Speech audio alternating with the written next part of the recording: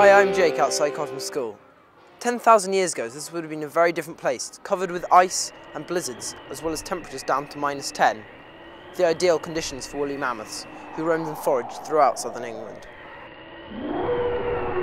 Now, recent scientific discoveries mean that it may be possible to bring back the woolly mammoth. And we're going to find out more. As part of our research, we're going to be interviewing a top scientist. So, what's your name then? My name is Neil Ingram. And finding out what the British public think. Most people like to see elephants or giraffes, like mammoths. We'll be asking whether or not it would be possible, how it could be done, and whether or not it should be done.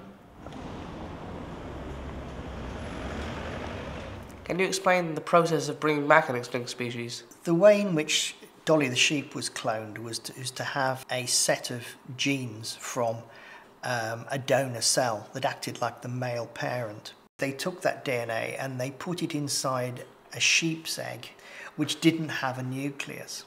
They'd taken the nucleus out of the sheep's egg and they replaced it with the donor DNA from the male parent. And that's what you'd have to do here. You'd have to take the mammoth DNA and put it inside an egg, and that egg would probably have to be an African elephant.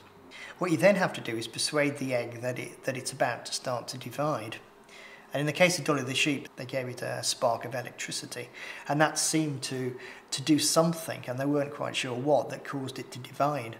You could then implant it inside a female organism that's going to act as its surrogate mother, and that would have to be an African elephant, I would have thought.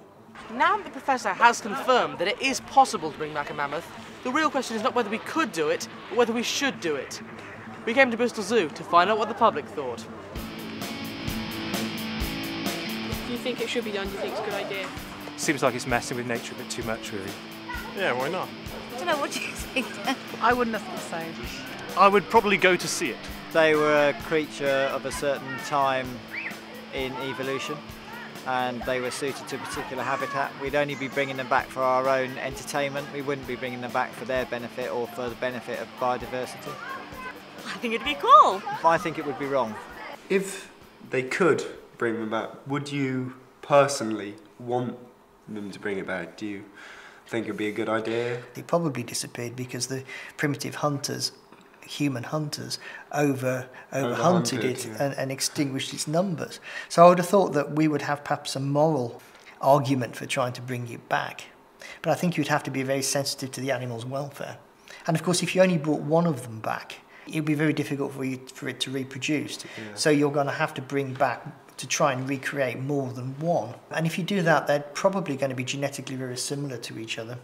And there are problems when you try and breed together creatures which are genetically very similar to each other. So you'd have to find two different bits of DNA? Ideally DNA, yeah, from two different dead mammoths, yeah, preferably from different areas. If you could do that from different areas, then you would stand a chance of being able to create a small population, yes.